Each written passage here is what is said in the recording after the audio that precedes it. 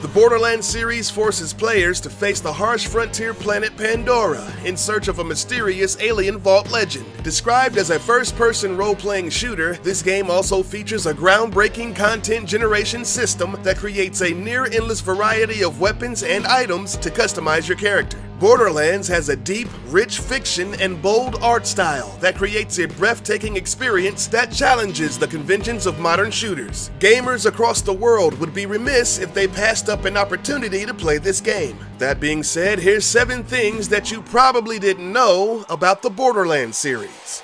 If you learned at least one thing from this video, or just liked the video, please leave a thumbs up. One of the major draws to this game is its distinctive art style. This game utilizes a process known as cel shading, the process of making 3D animations look cartoonish with minimal gradients and bold outlines. The first video game to use this art style is Dr. Hauser for the 3DO in 1994. Cel shading was then made popular in games like Jet Set Radio and Beautiful Joe back in the early 2000s. But did you know that the original trailer for Borderlands didn't have this distinctive art style? It actually had a much more realistic feel to it. Here we see a tech demo of the actual gameplay. Initially, the game was panned by critics for being bland and underwhelming. Combined with the fact that the game developers felt that the market was too saturated with realistic shooters, they ultimately decided to use cel-shaded graphics instead. And boy oh boy, did they make the right decision. Holy nutballs, what happened to your freaking face?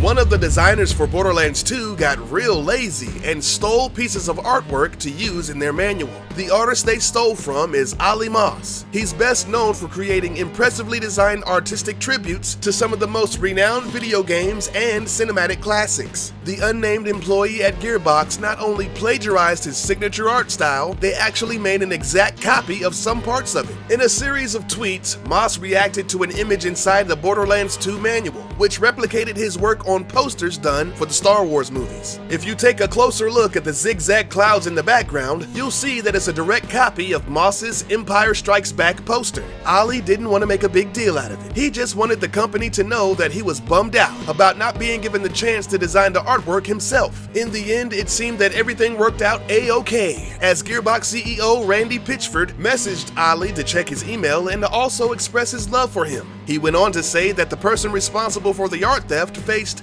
consequences.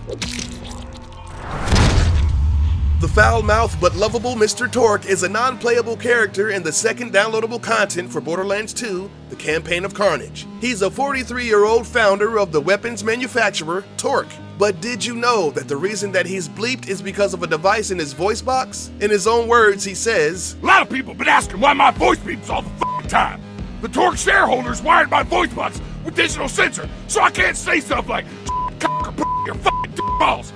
That's like half my f***ing vocabulary. It's goddamn bullshit." By the way, it was also revealed in a Gearbox interview that Mr. Torque is actually bisexual.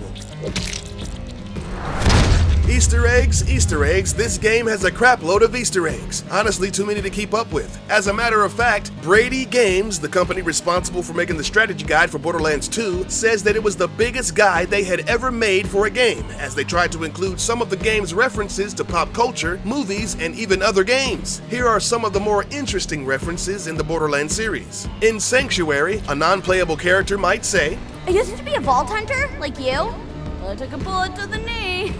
Apparently, Gearbox employees like internet memes dealing with Skyrim. We discussed the backstory of this topic in an earlier video on this channel. The Siren has access to a blue and yellow skin aptly named Vault Dweller, which is an obvious nod to the outfits worn by Vault Dwellers of the Fallout series. In Borderlands the pre-sequel, if you go to the top of the Darksiders Tower, you can find a man named Neil Parsec. This guy looks like a life-size Buzz Lightyear from the Toy Story films. The purple, white, and green wing-tipped nut jumps from a platform and tries to fly, just like Buzz did in the movie. In a previous video, I explained to you the significance of the Konami code in games. Entering this code will give you boundless fortune, extra men, or even a turkey surprise. But if you enter the Konami code into Borderlands 2, you will get extra wubs. But unfortunately, it has no real significance as far as gameplay is concerned, and it does absolutely nothing. If you go to the Moxie Club, make sure you check out the DJ booth. DJ Boom and DJ Rang look remarkably like my favorite EDM group of all time, the beat-banging robots of Daft Punk. A QR code, or quick response code, is a machine-readable optical label that can contain coded information, kind of like a UPC code but with greater readability and larger data storage. Borderlands 1 and 2 have secret QR codes scattered throughout the game, so just flash your smartphone's QR reader on the screen and unlock some interesting tidbits. One code in the first game decodes to CL4P-TP was here, Claptrap was here. In Borderlands 2, one code reads, "Thank you so much for playing our game. Now I'm rich with love and money. Nick Wilson, ditto." If you go to Moxie's, you'll decode this message. "Wise men say forgiveness is divine, but never pay full price for late pizza. Captain Picard." Of course, we all know that Captain Picard never said this. It was actually a direct quote from Michelangelo in the first and best Ninja Turtles movie. Wise men say forgiveness is divine, but never pay full price for late pizza. I gotta get a new route. Handsome Jack is the main antagonist of Borderlands 2. This egotistical megalomaniac declared himself dictator of Pandora, took credit for finding the vault, and even claimed responsibility for killing the destroyer. Here's some behind-the-scenes facts about one of video games' worst villains. The game's lead scriptwriter, Anthony Birch, originally intended Handsome Jack to simply be a placeholder name. It was a reference to a Doctor Who companion, Captain Jack Harkness. However, the name proved popular among the production team, and they decided to keep it. One of Handsome Jack's most famous quotes is, "These pretzels suck." Hey, how did pretzels suck? How's your day been, buddy? We haven't really talked much since I left you for dead. This is what Anthony Birch had to say about the subject. "These pretzels suck" was an ad-lib by Damian Clark, the voice of Handsome Jack. It is easily Jack's most popular line, and I didn't freaking write it. I will never forgive Damian for this. Seriously, Damian, I hate you. Handsome Jack's flamboyant and slightly douchey attitude is based on something pretty peculiar. Burt stated that the personality of Handsome Jack was partially inspired by an interview with Nathan Fillion on Jimmy Kimmel Live. He said, "Fillion acts charming and funny, but also slightly arrogant in a down-to-earth kind of way."